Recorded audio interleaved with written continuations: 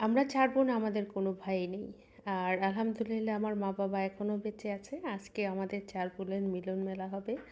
আসসালামু আলাইকুম সবাইকে। আলহামদুলিল্লাহ আমরা ভালো আছি। আশা করি আপনারাও ভালো আছেন। যে যেখান থেকে দেখছেন সম্পূর্ণ ভিডিওটি দেখার জন্য আমন্ত্রণ রইল। যে কথা বলছিলাম যে আমরা আসলে ৪ বোন, আমাদের কোনো ভাই নেই আলহামদুলিল্লাহ। আমাদের মা-বাবা এখনও জীবিত আছে। আর ৪ বোনের মিলন মেলা এই কারণে বললাম যে আমাদেরকে আসলে যেখান থেকে চিনে, মানে আমাদের আত্মীয়-স্বজনের মধ্যে বা বাড়িতে, যেহেতু গ্রামের বাড়ি, সবাই তো মোটামুটি চিনে।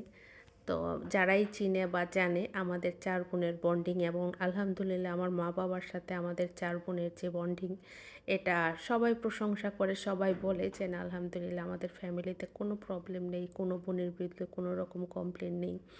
বা আমাদেরও মা-বাবার প্রতি এই কমপ্লেনটা নাই যে একটা অনেক মা-বাবা থাকে যে কোনো সন্তানকে বেশি ভালোবাসে, যার অর্থনৈতিক সচ্ছলতা থাকে তাকে একটু বেশি আপ্যায়ন করে। আলহামদুলিল্লাহ আমরা এমন মা-বাবার ঘরে জন্ম নিয়েছি যে প্রাউড ফিল করে বলতে পারি যে আলহামদুলিল্লাহ আমার মা-বাবার মধ্যে আমরা এই জিনিসগুলি দেখিনি। হয়তোবা এই কারণে আমাদের বোনদের মধ্যেও সম্পর্কটা এত ভালো। যখনই আসি আমরা ৪ বোন একত্রিত হই বাড়িতে, যা খাই, যাই থাকি, ১ দিন হোক ২ দিন হোক, কিন্তু এই যে ৪ জন একত্রিত হয়ে একসাথে বসে আড্ডা দেই, চা খাই, খাবার খাই, গল্প করি, এটা যে একটা কী তৃপ্তি, কী ভালো লাগা।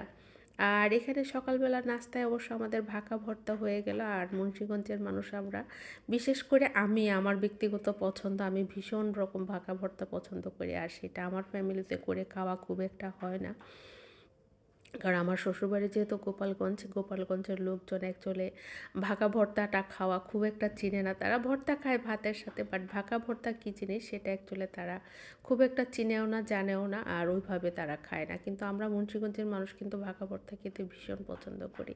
তো ভাকা ভর্তা খাওয়ার পরে কিন্তু এরপরে দেখলাম যে ছোটো বোন আর মেজো বোন রান্নাবান্না করতেছে, আর আমার মা জামাইজন ফল ফ্রুট এনেছে, আমার আব্বা অসুস্থ সেগুলি গুছাচ্ছে। তো আলহামদুলিল্লাহ বয়সের তুলনায় আমার মা এখনও যথেষ্ট সুস্থ আছে, স্ট্রং আছে, এখনও আমার আব্বার যথেষ্ট টেক কেয়ার করতে পারে আমার আম্মা। আব্বা এতদিন যথেষ্ট সুস্থ ছিল, ভালো ছিল। এই অল্প কয়েকদিন হয়েছে অনেক অসুস্থ আব্বা, যার কারণে একটু ঘন ঘন বাড়িতেও আসা হয়। এদিকে দুপুরে রান্নাবান্না শেষ, এরপরে আমরা সবাই খাবার দাবার খেয়ে নিচ্ছি। তো আমাদের যেহেতু ভাই নেই, আমরা বোনেরাই সব কিছু করি। আর এই হচ্ছে আমার বাবার বাড়ি। আর এই পাশটা দেখাচ্ছি আপনাদেরকে, এটা হচ্ছে একটা পুকুর। এই পুকুরটাতেই কিন্তু আমরা ছোটোবেলায় গোসল করেছি, যখন আমাদের বাড়িতে চাপকল ছিল না, বা এখন যেমন মোটরের সাহায্যে পানি ওঠে এমনটা ছিল না, তখন এই পুকুরটা আমাদের ছিল মধ্যমণি। আর এখন সেটা পরিত্যক্ত হয়ে পড়ে আছে, পিছনটা একদম জঙ্গল হয়ে আছে। আর এই হচ্ছে আমার বাবার বাড়ির বিল্ডিংটা, এই দোতলাটাতেই আমরা আসলে, এটাই আমার বাবার বাড়ি। দোতলাটা কমপ্লিট নাই, তবে নিচতলাতে আমরা থাকি।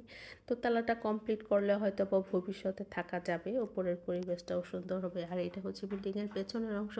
দুপুরে খাওয়া দাওয়ার পরে আসলে আমরা হাঁটছি, ঘুরছি, বিভিন্ন পাশ দিয়ে ঘুরে ঘুরে দেখছিলাম।